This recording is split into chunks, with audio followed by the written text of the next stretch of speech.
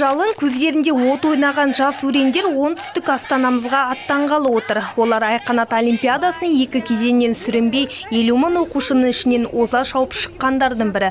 Білім бәйгесінің финалдық кезеңде 1000 оқушы бақ сынайды, ал Қостанай облысының атынан сайысқа 43 оқушы қатысады. Участники олимпиады. Олимпиадаға қатысушылар логикалық кеңістіктік және сыни ойлау қабілеті ағылшын тілі бойынша, сондай-ақ өздері таңдаған бір пәннен тест тапсырады. Таңдау пәндері математика, биология, физика, химия, Қазақстан тарихы және география.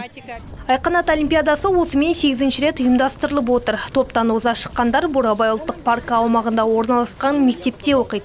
Бұл халықаралық стандарттарға сай білім беретін элиталық оқу орны. Дәстүрлі олимпиада ауыл оқушыларының әлеуетін ашып, шетелдің үздік оқу орындарына түсуге көмектеседі. Финалдық кезеңге жолдама алған әр оқушы бұл мектепте оқуды армандайды. Мен үшін Айқанат олимпиадасы білім сапасын анықтайтын тесттерден артық. Себебі ол өз мүмкіндіктерін дамытуға үлкен мүмкіндігін берген болатын. Олимпиада жайлы мен алғаш рет ұстаздарымнан естідім, және сол олимпиада жайлы естіген бойдан бастап қызығушылықпен қатыстым. Айқанат олимпиадасы менің осы еңбекқорлығымды және табандылығымды және өзімнің барлық мүмкіндіктерімді ашуда үлкен көмегін тигізген болатын, және шынайы осы берілген мүмкіндіктердің бірі. Олимпиада қорытындысы 19 маусым күні Медеу мұз айдынында жасалады. Марапаттау рәсімі осында өтеді. Жерден жүйрік шыққан 100 оқушыға Айқанат мектебінде тегін оқуға грант беріледі. Олар 3 жыл бойы IT мен кәсіпкерлікке машықтанып, ағылшын тілін тереңдетіп оқиды. Ал байқау финалистері тәжірибелі оқытушылардан тәлім алып, ұбт мен халықаралық емтихандарға тегін дайындалады. Алексей Краснов, Қарагөз Мақатова,